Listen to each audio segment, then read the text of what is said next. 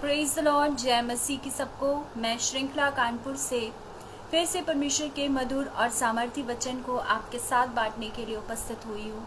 मैं धन्यवाद देती हूँ अनुपम अंकल और शुभनम आंटी का कि उन्होंने मुझे फिर से मौका दिया अपने स्टेज आगरा मसीह मंडली पर लाइव आकर परमेश्वर के जलाली वचन का प्रचार करने के लिए। मैं धन्यवाद देती हूँ सबसे पहले परमेश्वर पिता का कि उन्होंने आज का सुंदर दिन दिखाया और हमें ये मौका दिया कि हम फिर से परमेश्वर के मधुर और सामर्थी वचन को का प्रचार करने पाए, सुनने पाएंगे। और मैं धन्यवाद देती हूँ अनुपम अंकल और शुभनम आंटी का कि उन्होंने इस पेज को क्रिएट किया कि इस पेज के माध्यम से परमेश्वर के जलाली वचन का क्या होता है, प्रचार होता है। और मैं प्रार्थना भी करूँगी कि जो भी आज का आत्मिक मन्ना हर एक के दिल में बोया जाता है वो 70-80 नहीं बल्कि 100 गुना फल लाए। तो आइए हम सबसे पहले प्रार्थना करें और धन्यवाद दें परमपिता परमेश्वर को कि उन्होंने हमारी ज़िंदगी में ये मौका दिया कि हम स्तुति आराधना और उसके गीत गाने वाले और उसके वचन को सुनने वाले हो पाएंगे। धन्यवाद धन्यवाद धन्यवाद परमेश्वर पिता, आज का सुंदर दिन दिखाया इसके लिए धन्यवाद परमेश्वर। मैं प्रार्थना करती हूँ हर एक क्षण के लिए आपको धन्यवाद देती हूँ परमेश्वर, और हर एक ब्लेसिंग्स के लिए आपको धन्यवाद देती हूँ जो आप दिन प्रतिदिन हमारी ज़िंदगी में करते हैं परमेश्वर। मैं प्रार्थना करती हूँ परमेश्वर हर एक की ज़िंदगी में आप काम करें परमेश्वर, और हर एक की ज़िंदगी को आप इस्तेमाल करें परमेश्वर। मैं प्रार्थना करती हूँ और धन्यवाद देती हूँ परमेश्वर अनुपम अंकल और शुभनम आंटी के लिए परमेश्वर कि उन्होंने इस पेज को क्रिएट किया कि इस पेज के माध्यम से परमेश्वर आपके वचन का प्रचार होने पाता है परमेश्वर। इस पेज से जितने भी लोग जुड़े हैं परमेश्वर उन सबकी ज़िंदगी को आप ब्लेसिंग से भर दीजिए परमेश्वर। मैं प्रार्थना करती हूँ अनुपम अंकल और शुभनम आंटी के लिए परमेश्वर वो अपना प्रतिफल किसी भी रीति से ना खोए परमेश्वर, और वो दिन प्रतिदिन परमेश्वर आपके राज्य में ऐसे ही आगे बढ़ते जाएं परमेश्वर। मैं प्रार्थना करती हूँ परमेश्वर उन लोगों के लिए जो तरह तरह की बीमारियों से ग्रसित है परमेश्वर, उन सब को अपने लहू वाले छिदे हुए हाथों से छुई और चंगाई दीजिए परमेश्वर। मैं प्रार्थना करती हूँ परमेश्वर उन बच्चों के लिए परमेश्वर जो तरह तरह के एग्ज़ाम्स की तैयारी कर रहे हैं परमेश्वर, उन सबको उन एग्ज़ाम्स में सफल कराइए परमेश्वर। मैं प्रार्थना करती हूँ परमेश्वर सबकी आत्मिक उन्नति के लिए परमेश्वर। मैं प्रार्थना करती हूँ जो अपनी ज़िंदगी में अशांत हैं परमेश्वर, क्योंकि हम जानते हैं कि शांति का राजकुमार यीशु है परमेश्वर। और मैं चाहती हूँ और मैं प्रार्थना करती हूँ परमेश्वर कि उनकी अशांति शांति में बदलने पाए परमेश्वर, और वो एक सच्चे ईश्वर को, सच्चे परमेश्वर को परमेश्वर अपनी ज़िंदगी में पाए परमेश्वर। मैं प्रार्थना करती हूँ परमेश्वर हर एक की ज़िंदगी को आप ब्लेसिंग से भरिए, हर एक की प्रार्थना का हाँ और आमीन में आंसर दीजिए परमेश्वर। मैं प्रार्थना करती हूँ बुज़ुर्गों के लिए जो हमारे घरों में है परमेश्वर, उनकी उम्र को और बढ़ाइए परमेश्वर। हर एक की ज़िंदगी से आप परमेश्वर काम करिए, बात करिए परमेश्वर। इस आगे आने वाले समय को आपके हाथों में सौंपती हूँ परमेश्वर। जो भी वचन आपके नाम पे दिया जाता है परमेश्वर वो हर एक की ज़िंदगी में काम करे। इस छोटी सी प्रार्थना को आपके प्यारे बेटे यीशु नासरी के नाम से मांगती हूँ, सुनिए और ग्रहण कीजिए, आमीन। आइए हम एक गीत के माध्यम से परमपिता परमेश्वर को धन्यवाद देंगे, और ये गीत है मैंने ढूंढा ये सारा जहां तेरे जैसा न कोई मिला। मैंने ढूंढा ये सारा जहां तेरे जैसा न कोई मिला। मैंने ढूंढा ये सारा जहां तेरे जैसा न कोई मिला।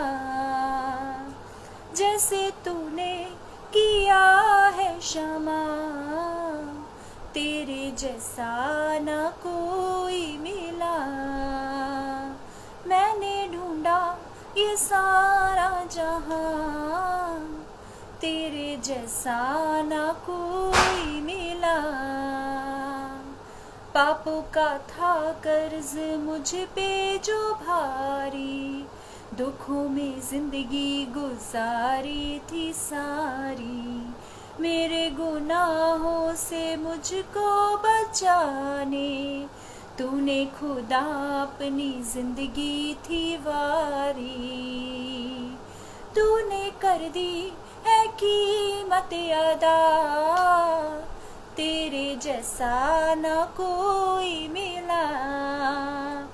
मैंने ढूंढा ये सारा जहां, तेरे जैसा ना कोई मिला। दुनिया के आगे दुहाई बहुत दी, आंसू के बिन ना मिला मुझको कुछ भी। जब से मिला तब मैं तब तुझको जाना, तब तेरे आगे जो मैंने दुआ की। तूने सुन ली है मेरी दुआ, तेरे जैसा ना कोई मिला। मैंने ढूंढा ये सारा जहां, तेरे जैसा ना कोई मिला। हसरत को पूरी जो तूने किया है, जो मैंने मांगा वो तूने दिया है। दे के सकूं मेरी जिंदगी को तूने, मेरा हर एक बोझ तूने लिया है। मेरी खुशियों की तू है वजह, तेरे जैसा न कोई मिला। मैंने ढूंढा ये सारा जहां, तेरे जैसा न कोई मिला। मैंने ढूंढा ये सारा जहां, तेरे जैसा न कोई मिला। जैसे तूने किया है क्षमा, तेरे जैसा न कोई मिला। सच में वो हमारी हर हसरतों को क्या करता है, पूरी करता है। जैसे कि लिखा है ना, हसरत को पूरी तूने किया है, जो मैंने मांगा वो तूने दिया है। इस लाइन से हमें पता चलता है कि अगर हम मांगेंगे तो हमें मिलेगा। जैसे बाइबल में लिखा है ना, मांगो तो तुम्हें मिलेगा। और वो हर हसरतों को, हर इच्छाओं को हमारी क्या करता है, पूरी करता है। और हम जो कुछ भी मांगते हैं पर विश्वास से मांगते हैं तो हमें क्या होता है, वो हमें पूरी भरपूरी से देता है। और दे के सुकून मेरी जिंदगी को तूने, मेरा हर एक बोझ तूने लिया है। आप अगर आपकी जिंदगी में बोझ है तो आप एक बार परमेश्वर को अपने बोझ को देकर देखिएगा आपकी जिंदगी में भी क्या होगा, एक सुकून होगा, एक शांति होगी। और ऐसी शांति दुनिया का कोई इंसान आपको नहीं दे सकता जो शांति यीशु परमेश्वर आपको देता है। क्योंकि यीशु क्या है, शांति का राजकुमार है। और वो शांति कोई इंसान ना दे सकता है और ना वो शांति आपसे छीन सकता है। वो शांति आपकी जिंदगी में हमेशा रहेगी। और मेरी खुशियों की तू है वजह, तेरे जैसा ना कोई मिला। सच में हमारी खुशियों की वजह कौन है, सिर्फ हमारा परमेश्वर है। क्योंकि वो हमें हर क्षण क्या करता है, थामे रखता है, हमें कहीं भी गिरने नहीं देता। हम गिरते तो बहुत बार हैं, लेकिन क्या होता है, हम पहले से भी ज्यादा हिम्मत से, ताकत से दोबारा से उठते हैं। क्योंकि लिखा है ना, धर्मी अगर 7 बार भी गिरे तो भी क्या होगा, वो उठ जाता है। क्योंकि परमेश्वर उसका साथ कभी भी नहीं छोड़ता है। और जब हम तकलीफों में होते हैं, जब हम प्रॉब्लम्स में होते हैं, तब उसकी शक्ति को हम और ज्यादा फील कर पाते हैं। क्योंकि उसकी शांति, उसकी शक्ति हमें परेशानियों में ज्यादा फील होती है। ये सॉन्ग मुझे बहुत अच्छा लगता है और इसकी लास्ट वाली वर्स तो मुझे बहुत अच्छी लगती है। क्योंकि हमारी खुशियों की जो मेन वजह है वो कौन है, हमारा परमपिता परमेश्वर है। और हम दुनियावी चीज़ों में क्या करते हैं, अपनी खुशियों को देखते हैं। तो हमें क्या करना है, हमें सिर्फ परमेश्वर को खोजना है।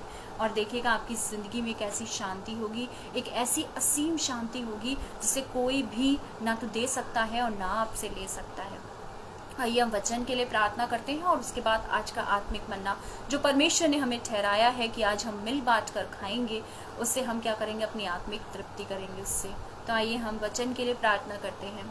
धन्यवाद धन्यवाद धन्यवाद परमेश्वर पिता, आज की समय के लिए आपको धन्यवाद देते हैं परमेश्वर। प्रार्थना करते हैं परमेश्वर और मानते हैं कि आप हमारे बीच में उपस्थित हैं और वचन के माध्यम से हर एक जन से आप बात करेंगे परमेश्वर। जो भी वचन आज के समय प्रत्येक के दिलों में बोया जाता है परमेश्वर, वो 70-80 नहीं बल्कि 100 गुना फल लाए परमेश्वर। आगे आने वाले समय को आपके हाथों में सौंपते हैं, हमारी नहीं बल्कि आपकी इच्छा निरंतर हमारे जीवनों में पूरी होती रहे। इस छोटी सी प्रार्थना को आपके प्यारे बेटे यीशु नासरी के नाम से मांगते हैं, सुनिए और ग्रहण कीजिए। आमीन। आज का जो वचन है वो हमें मिलता है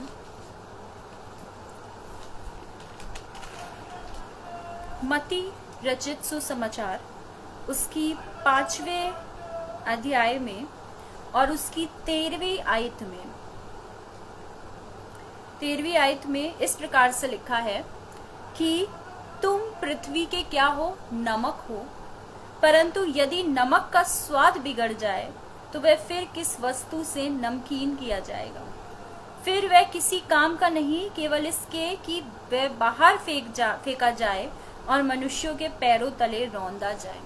यहाँ पर इस अध्याय में हम देखते हैं कि यहाँ पर हमारी तुलना किससे की गई है, पृथ्वी के नमक से की गई है। यानी हमें परमेश्वर ने क्या बोला है, हमें पृथ्वी का नमक बोला है। जब हम इस अध्याय को देखते हैं तो ये क्या है, यहाँ पर हमें पता चलता है कि यहाँ यीशु मसीह पहाड़ी उपदेश दे रहे थे और उसके बाद उन्होंने 13वीं आयत में ही क्या बोला है, तुम पृथ्वी के नमक हो। यहाँ पर नमक में ऐसी क्या विशेषताएं हैं जो हमें उससे सिमिलर करती हैं, इन बातों पर आज हम ध्यान देंगे। तो सबसे पहली चीज जो हम देखते हैं वो है कि नमक की कोई वैल्यू नहीं होती है, लेकिन वो हर एक जगह पाया जाता है। नमक की वैल्यू नहीं होती इन सेंस मतलब कॉस्ट में वो बहुत बहुत बहुत कम आता है। आप अगर नमक लेने जाएंगे तो आपको बहुत कम पैसे देने पड़ेंगे और हर एक सब्जी में, चाहे वो आप महंगी से महंगी सब्जी क्यों ना खरीद लें, तब भी आपको नमक क्या होना होगा, उसमें डालना पड़ेगा। अगर आज के समय में आप किसी के घर में जाएं तो हर एक के घर में आपको नमक जरूर मिलेगा और वो एक ऐसी चीज है कि आप उसे दूसरे के घर में मांगने से भी क्या होते हैं, हिचकिचाते नहीं हैं। जब अगर आप सब्जी बना रहे हैं और उसमें बहुत महंगी आप सब्जियां लेकर आए, हमने मिक्स वेज बनाई और आपने बहुत महंगी सब्जियां उसमें बहुत सारी डाली और नमक की क्वांटिटी अगर आप कम कर देते हैं या ज्यादा कर देते हैं तो वो महंगी सब्जियां भी क्या हो जाती हैं, टेस्टलेस हो जाती हैं। अगर नमक ज्यादा हो गया तो भी आप नहीं खा पाएंगे, नमक कम हो गया तो भी आपको टेस्ट नहीं आएगा, तब भी आपको ऊपर से क्या करना पड़ेगा, नमक को डालना पड़ेगा। वैसे ही हमारा लाइफ, हमारी जिंदगी भी मसीहों की ऐसी होनी चाहिए कि हम कहीं पर भी जाएं तो हमारी एक वैल्यू बन जाती है। ऐसा परमेश्वर हमारे लिए करते हैं, लेकिन हम लोग क्या करते हैं, जब हम लोग पाप करते हैं, जब परमेश्वर से दूर हो जाते हैं, तब वो वैल्यू हम अपने हाथों से खो देते हैं। जैसे नमक की वैल्यू क्या है, एक बनी हुई है। अगर आप वेज बनाएं चाहे आप नॉन वेज बनाएं, आपको नमक सही क्वांटिटी में ज़रूरी होता है। जब लोग नॉन वेज बनाते हैं तब क्या करते हैं, एक जगह जब प्याज फ्राई करते हैं तब थोड़ा सा नमक डाला जाता है, ग्रेवी में डाला जाता है। जब आप कोई राइस वाली डिश बनाते हैं तो उसमें पहले नमक डालते हैं, उसके बाद उस राइस को बॉईल करते हैं तो थोड़ी थोड़ी क्वांटिटी में नमक डाला जाता है और एंड में जब पूरी डिश तैयार होती है तब पूरी डिश का जो टेस्ट होता है वो किस पर डिपेंड करता है कि आपका नमक सही क्वांटिटी में पड़ा होना चाहिए, क्योंकि वो नमक क्या करता है, सारे मसालों के टेस्ट को इन्हेंस करता है, सारे मसालों के टेस्ट को बांधे रखता है, सारे मसालों के टेस्ट को क्या करता है, बढ़ाता है। वैसे ही हमारी और आपकी जिंदगी में भी ऐसा ही होना चाहिए। हमें अपनी तो आत्मिक उन्नति करनी है, साथ में अपने भाई बहनों की भी, जो हमारे क्रिश्चियन भाई बहन हैं उनकी भी उन्नति करनी है, जो विश्वासी भाई बहन है उनकी भी उन्नति करनी है। हमारा जीवन वैसा होना चाहिए। क्या हम किसी के लिए ठोकर का कारण तो नहीं बन रहे हैं? कहीं हमारी जिंदगी ऐसी तो नहीं है जैसे अगर नमक ज्यादा हो जाए तो सब्जी बेकार हो जाती है? कहीं हम भी तो ऐसी जिंदगी नहीं जी रहे हैं कि हम कहीं जाते हैं और हम उस सिचुएशन को, उस जगह को क्या कर देते हैं, खराब कर देते हैं, लड़ाई झगड़ा कर देते हैं या कुछ ऐसी बातें बोल देते हैं कि वहां पे शांति की जगह क्या हो जाती है, अशांति हो जाती है। जैसे नमक का एक गुण है कि वो हर चीज को क्या करता है, बैलेंस करने का काम करता है। सारे टेस्ट को, सारे मसालों के टेस्ट को, सारी सब्जी के टेस्ट को क्या करता है, बैलेंस करने का काम करता है। हमारी और आपकी जिंदगी भी ऐसी होनी चाहिए कि हम जहां पर भी जाएं अपनी एक अलग पहचान बनाकर आए, ताकि लोग हमसे और हमारे पीठ पीछे भी ये कहें कि अगर एक विश्वासी व्यक्ति हो तो वो ऐसा होना चाहिए। हम कहीं पर भी जाएं तो हम क्या करें, अपनी पर्सनालिटी की ऐसी छाप छोड़ कर आए कि जब हम वहां से जाएं तो लोग कहें कि सच में हम आज एक विश्वासी व्यक्ति से मिले जो प्रभु का जन है, जो प्रभु की राह में चलता है। हमारी और आपकी जिंदगी भी नमक की तरह होनी चाहिए कि सब्जी में पड़ने के बाद भी वो क्या करता है, अपने टेस्ट को इन्हांस करता है। उसकी कोई कीमत नहीं है। आप अगर आज लेने जाएंगे नमक तो बहुत कम पैसों में मिल जाएगा एज कम्पेयर टू बड़ी बड़ी सब्जियां, महंगी सब्जियां अगर आप लेते हैं लेकिन नमक उसके लिए क्या होता है, एक बहुत इंपॉर्टेंट इंग्रेडिएंट होता है। अगर आप सब्जी में नमक डालना भूल जाएं और अब तरह तरह के मसाले डालें तो क्या सब्जी में वैसा टेस्ट आएगा जैसा आप चाहते हैं? नहीं आएगा। अगर आप नमक ज़्यादा क्वांटिटी में डाल दें तो क्या सब्जी में वैसा टेस्ट आएगा जैसा आप चाहते हैं? नहीं आएगा। तो हमें क्या करना है, हमें एक बैलेंस लाइफ अपनी जीनी है। हमें एक ऐसी लाइफ अपनी जीनी है कि हम जहाँ पर भी जाएं अपनी एक अलग छाप छोड़ कर आए। दूसरी चीज़ जो हम देखते हैं वो है नमक के बारे में, प्रिजर्वेटिव की तरह काम करता है। लोग जब अचार डालते हैं तब क्या करते हैं, उसमें नमक भरपूरी से डालते हैं। नमक क्या करता है, उसमें बैक्टीरिया या फिर कोई भी चीज़ की ग्रोथ होने से रोकता है, एज अ प्रिजर्वेटिव यूज़ होता है। वैसे ही हमें भी क्या करना चाहिए, हमारी भी ज़िंदगी ऐसी होनी चाहिए कि हम भी क्या करें, दूसरों के लिए अपने आप को तो पाप से बचाएं, साथ में दूसरों को भी क्या करें, पाप से बचाने का काम करें। जैसे जो हम लोग बाइबल में पढ़ते हैं कि जब परमेश्वर 2 नगरों को, सदोम अमोरा को नष्ट करने के लिए आया तो अब्राहम ने उससे बोला था, जब परमेश्वर ने बोला कि मैं सदोम और अमोरा को नष्ट करने जा रहा हूँ, यहाँ पर लोगों ने क्या किया है, पाप में गिर गए हैं। तो अब्राहम ने प्रार्थना करी कि अगर 50 लोग भी उस नगर में विश्वासी पाए जाएंगे तो क्या परमेश्वर आप इस नगर को छोड़ देंगे, उसको नष्ट नहीं करेंगे? तो परमेश्वर ने कहा ठीक है, अगर 50 लोग विश्वासी पाए जाएंगे तो मैं उस नगर को क्या कर दूंगा, छोड़ दूंगा। उसके बाद अब्राहम बोलते हैं कि क्या 45 लोग अगर पाए जाएंगे विश्वासी तो क्या आप सदोम और अमोरा को छोड़ देंगे? तो परमेश्वर ने बोला हाँ ठीक है, मैं 45 में भी सदोम और अमोरा को नष्ट नहीं करूंगा। अगर पूरे शहर में 45 विश्वासी लोग भी होंगे तो मैं उस नगर को क्या करूंगा, नष्ट नहीं करूंगा। उसके बाद धीरे धीरे करते हुए एक व्यक्ति पर भी आकर ये नंबर कम हो गया कि हाँ, अगर एक व्यक्ति भी विश्वासी उस नगर पे मिल जाएगा तो मैं सदोम और अमोरा को क्या करूंगा, नष्ट नहीं करूंगा। बहुत बार ऐसा होता है, आपने ये चीज़ देखी होगी कि प्रॉब्लम्स में हम फंसते तो हैं लेकिन हम क्या होते हैं, हम उन प्रॉब्लम्स पर विजय प्राप्त कर लेते हैं, उन प्रॉब्लम्स को कोप अप कर देते हैं। बहुत बार परमेश्वर आपकी वजह से बहुत सारे लोगों को भी क्या करता है, बचाता है। तो नमक जैसे प्रिजर्वेटिव की तरह काम करता है। अगर विश्वासी व्यक्ति किसी ऐसी क्रिटिकल सिचुएशन में पड़ता है और प्रार्थना करता है सच्चे मन से तो आप तो बचाए जाते हैं, साथ में आप बहुत सारे लोगों की जिंदगियों को भी क्या करते हैं, बचाते हैं। जैसे सदोम और अमोरा में एक भी विश्वासी नहीं व्यक्ति मिला जिसकी वजह से सदोम और अमोरा देश क्या हो सके, बच जाए। तो वैसे ही परमेश्वर हमारी और आपकी ज़िंदगी में भी काम करता है। बहुत बार ऐसी सिचुएशन आपने देखी होगी, फेस करी होगी, अनजाने में ही फेस करी होगी कि आप प्रार्थना करके किसी काम की शुरुआत करिए तो उस काम में बहुत ब्लेसिंग्स होती है और उससे जुड़े जो लोग होते हैं उनकी भी लाइफ क्या होती है, ब्लेसफुल हो जाती है। जैसे मैंने देखा है कि जब मैं और मेरे हस्बैंड जब कभी भी बाहर जाते हैं, मेरे हस्बैंड डेली जॉब पर जाते हैं तो वो हमेशा, पहले मेरी आदत थी कि मैं जब जॉब मतलब अनमैरिड थी तो मैं जब भी जाती थी तो मैं प्रेयर करके जाती थी। कहीं पर भी जाती थी, अपने स्कूल पढ़ाने जाती थी तो प्रेयर करके जाती थी, कहीं बाहर जा रही होती थी तो भी प्रेयर करके जाती थी। फिर शादी के बाद यही चीज़ मैंने कंटिन्यू अपने हस्बैंड के साथ करी। उन्होंने भी, आज का समय है, वो अगर वो बाहर जाते हैं तो वो बिना प्रार्थना करे नहीं जाते हैं। मेरा ये बताने का मकसद ये है कि आपको भी यही करना है। अगर आप जाते हैं तो आप उस चीज़ के लिए, उस जगह के लिए, रास्ते के लिए आप प्रार्थना करके जाइए और देखिएगा आप बहुत डिफरेंस उस जगह पर पाएंगे। कभी हो सकता है कि ट्रैफिक की वजह से वो लेट भी होते हैं, लेकिन ऐसा हो जाता है कि वो वहाँ जाकर भी उनके जो सर हैं वो कुछ नहीं कहते हैं, वो आराम से पूरा दिन अपना सही से बिताते हैं। और ये उनके वर्ड्स हैं कि जब मैं प्रार्थना कर लेता हूँ तो मुझे सुकून मिलता है। ये सुकून आप और हमें भी ऐसे ही सुकून चाहिए। जब भी कभी हम घर से बाहर जाएं तो हमें क्या करके जाएं, प्रार्थना करके जाएं। तो क्या होगा, हम उन सिचुएशंस को जो शैतान हमारी जिंदगियों में डालता है उनसे बहुत बार क्या हो जाते हैं, बच जाते हैं, क्योंकि एक अलग से प्रोटेक्शन परमेश्वर हमारे लिए तैयार रखता है। इसके बाद हम देखते हैं कि नमक क्या करता है, नाश करता है। क्या नाश करता है? अभी मैंने बताया कि नमक प्रिजर्वेटिव का काम करता है, नमक बचाता है, और अब मैं बता रही हूँ कि नमक नाश करता है। ये कॉन्ट्रास्ट है बिल्कुल, लेकिन बहुत अच्छी बात है और सही बात है। क्या होता था कि जब इजरायली लोग किसी नगर को जीतते थे तो क्या करते थे, उस नगर की फसलों पे नमक का छिड़काव कर देते थे। नमक का छिड़काव इसलिए करते थे ताकि वहां पर फसलें न उग पाए, जमीन जो हो वो बंजर हो जाए। क्योंकि नमक क्या करता है, नमक सब्जियों को गला देता है। नमक क्या करता है, जो जहां पर भी गिरता है वहां पर उस जो उर्वरक भूमि होगी, फर्टाइल भूमि होगी, उसको क्या कर देता है, बंजर बना देता है।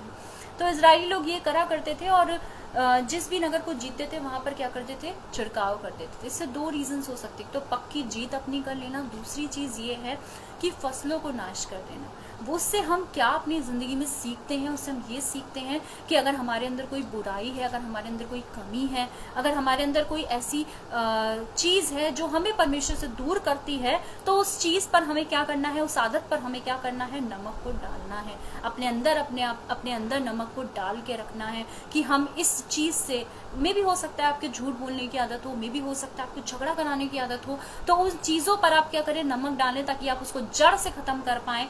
क्योंकि जब हम देखते हैं कि अगर कोई चीज़ ज़्यादा ग्रोथ हो जाती है, उसमें नमक छिड़क दो तो वो चीज़ें क्या हो जाती हैं, गल जाती हैं। सब्जियां क्या हो जाती हैं, अननेसेसरी प्लांट्स जो होते हैं वो गल जाते हैं। तो वैसे ही हमें और आपको अगर हमारी ज़िंदगी में कोई ऐसी बुराई है, कोई ऐसी कमी है जिसके द्वारा हम परमेश्वर से दूर हो रहे हैं, तो उन चीज़ों पर हमें क्या करना है, नमक को डालना है ताकि वो चीज़ें हमारी ज़िंदगी से हमेशा हमेशा के लिए क्या हो जाए, ख़त्म हो जाए, और हम सच्चे दिल से, सच्ची आत्मा से परमेश्वर से क्या करें, बातें कर पाएं और परमेश्वर हमारी जिंदगियों में काम कर पाएं। इसके बाद हम देखते हैं कि नमक क्या करता है, टेस्ट लाता है। नमक का एक अलग से टेस्ट है। आप सोचिए, आप सारी सब्जियां डाली आपने और आपने कुकर पे बॉईल करा। जब आप प्रेशर कुकर में बॉईल करते हैं तो सारी सब्जियां क्या होती है, पहले रॉ फेज में होती हैं, जब वो पक जाती हैं तो उनका टेस्ट बिल्कुल फर्क हो जाता है। लेकिन नमक जो आपने स्टार्टिंग में डाला होगा, लास्ट तक वो वही टेस्ट में रहता है, उसका टेस्ट चेंज नहीं होता है। तो वैसे ही हमारे और आपकी जिंदगी भी ऐसे ही होनी चाहिए। हम जैसे हैं हम वैसे ही रहने चाहिए, किसी और के ओपिनियन से अपनी लाइफ को चेंज नहीं करना चाहिए। क्योंकि परमेश्वर क्या चाहते हैं, परमेश्वर चाहते हैं अगर आप विश्वासी हैं तो आप विश्वासी ही बने रहें। तो वही चीज़ हमारी और आपकी ज़िंदगी में होनी चाहिए। जैसे नमक अपने टेस्ट को नहीं बिगाड़ता है, नमक जैसा टेस्ट आप स्टार्टिंग में डालेंगे सेम वैसे ही टेस्ट आपको लास्ट में भी मिलेगा, वैसे ही हमारे और आपकी ज़िंदगी भी होनी चाहिए। सिचुएशन सबकी लाइफ में बहुत बार आती हैं, प्रॉब्लम सबकी लाइफ में बहुत बार आती हैं और बहुत ज़्यादा डिफ़िकल्टीज आती हैं, लेकिन डिपेंड ये करता है कि हम उन प्रॉब्लम्स को कैसे फेस करते हैं। क्या हम अपने टेक्सचर को खो देते हैं? टेक्सचर को खोना मतलब क्या, हम विश्वास को खो देते हैं। अगर हम विश्वास को खोएंगे तो हम उस नमक की तरह हो जाएंगे जिसका टेस्ट बिगड़ जाएगा। और इसमें लिखा हुआ है, जैसे हम आगे पढ़ते हैं,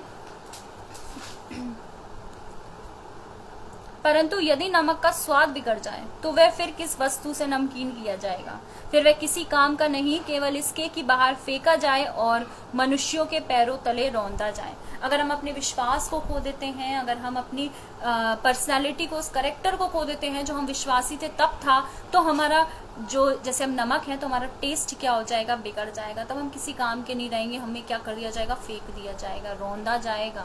तो हमें और आपको क्या करना है, हमें और आपको अपने टेक्सचर को बना के रखना है, हमें और आपको अपने टेस्ट को बना के रखना है, हमें और आपको अपने विश्वास को बना कर रखना है। किसके ऊपर? उस परम पिता परमेश्वर के ऊपर, जिसने पूरी संसार की सृष्टि की है। उसने हर चीज बोल करके बनाई है। उसने पहले दिन कुछ बोल करके बनाया, दूसरे दिन बोल करके बनाया, तीसरे दिन बोल कर बनाया। जब हमें और आपको बनाने की बारी आई तो उस परमपिता परमेश्वर ने बोल कर नहीं बनाया, क्योंकि वो हमसे प्यार करते हैं। उन्होंने क्या करा, उन्होंने अपने हाथों से मिट्टी को उठाया, बहुत बार उस मिट्टी को बनाया होगा, उन्होंने देखा होगा, उनको कितनी खुशी हुई होगी। एक चीज जो हम और आप अगर सब्जी भी बनाते हैं तो हमें लगता है कि दूसरा व्यक्ति उसकी तारीफ करे, और हमें बहुत अच्छा लगता है जब हम अच्छी चीज बनाते हैं। और अगर कोई व्यक्ति आए और उसमें कुछ कमी निकाल दे, या कोई व्यक्ति आए उसमें कुछ नमक बढ़ा दे या मिर्चा बढ़ा दे और वो चीज़ बिगड़ जाए, तो हमें और आपको भी बहुत गुस्सा आएगी, क्योंकि वो चीज़ हमने अपनी हाथों से बनाई है। ऐसे ही परमपिता परमेश्वर भी हैं, उन्होंने हमें और आपको बोल करके नहीं बनाया है, बल्कि क्या किया है, अपने हाथों से बनाया है। तो हमारा और आपका भी ये कर्तव्य होना चाहिए कि हम भी, अगर उसने हमें ये शरीर दिया है, ये मन दिया है, तो हम इसे पाप में नहीं डुबोएं, ना तो पाप के कारण अपने शरीर को बिगाड़ें, बल्कि क्या करें, और परमेश्वर के धर्म और राज्य की खोज करें। और दुनियावी चीज़ तो वो हमें ऐसे ही देगा, जैसे कि हमें लिखा है बाइबल में कि पहले उसके धर्म और राज्य की खोज करो तो ये सब वस्तुएं तुम्हें यूं ही मिल जाएंगी। यूं ही से मतलब हमें कुछ करना ही नहीं है और हमें सारी चीज़ें हमें मिल जाएंगी। आज भी परमेश्वर हमारे लिए बेहतर से बेहतर इंतज़ाम करके रखता है। परमेश्वर को पता है कि हमें कब, किस समय, किस चीज़ की ज़रूरत है। वो हमें हर चीज़ उस समय मुहैया कराता है जब हमें सच में उस चीज़ की ज़रूरत होती है। ये चीज़ कभी आपने और हमने बहुत बार फील करी होगी, लेकिन हम उस चीज़ के लिए सोचते नहीं हैं। मैंने तो बहुत बार सोचा है कि जब लाइफ में हमें ऐसा लगता है कि हमें इस जगह इस किसी पर्सन की हेल्प की ज़रूरत है, और किसी को वो हेल्प मिले ना मिले, पर हमारे जीवन में वो हेल्प हमें ज़रूर मिलती है। तो ये परमेश्वर की कृपा है, अनुकंपा है, जो दिन प्रतिदिन वो हमारे लिए करते हैं। तो हमें और आपको भी क्या करना चाहिए? हमें और आपको नमक बनना है, अपने टेस्ट को बरकरार रखना है, प्रिजर्वेटिव की तरह काम करना है। और क्या करना है? नाश करना है। किस चीज़ को नाश करना है? अपने अंदर की बुराइयों को नाश करना है। तो इन्हीं इंक्रेजिंग वर्ड्स के साथ मैं आज का सेशन यहीं पर समाप्त करना चाहूँगी, और आशा करती हूँ कि ये जो सेशन है ये ज़रूर आपकी ज़िंदगी में काम करेगा, और ये वचन आपकी लाइफ में ज़रूर काम करेगा। तो आइए हम अंतिम प्रार्थना करते हैं, और उसके बाद हम आज का जो लाइव सेशन है उसको ख़त्म करेंगे यहीं पे। धन्यवाद धन्यवाद धन्यवाद परमेश्वर पिता, आज के समय के लिए आपको धन्यवाद देती हूँ परमेश्वर।